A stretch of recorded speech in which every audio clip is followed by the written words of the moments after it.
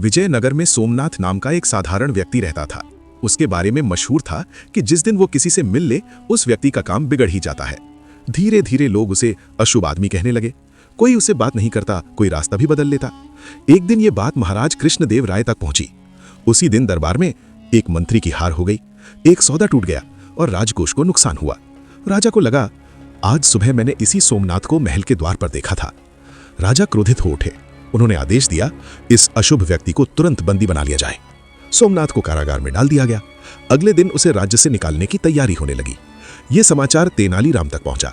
वो तुरंत सोमनाथ से मिलने गया।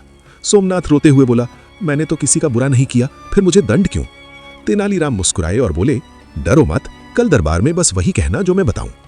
अगले दिन दरबार में राजा बोले, तुम्हारी अशुभ छाया से राज्य को नुकसान हो रहा है।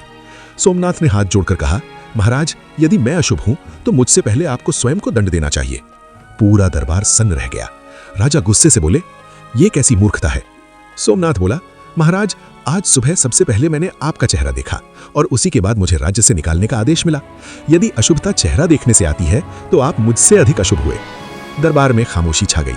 तेनालीराम आगे आए और बोले, महाराज, घटनाएं संयोग से होती हैं, मनुष्य को अशुभ कहना अन्याय है। राजा को अपनी गलती समझ आ गई। महाराज कृष्णदेव राय उठ खड़े हुए और बोले, मैंने बिना सोचे समझे निर्णय लिया। उन्होंने तुरंत आदेश दिया, सोमनाथ को मुक्त किया जाए, उसे सम्मान और धन दिया जाए।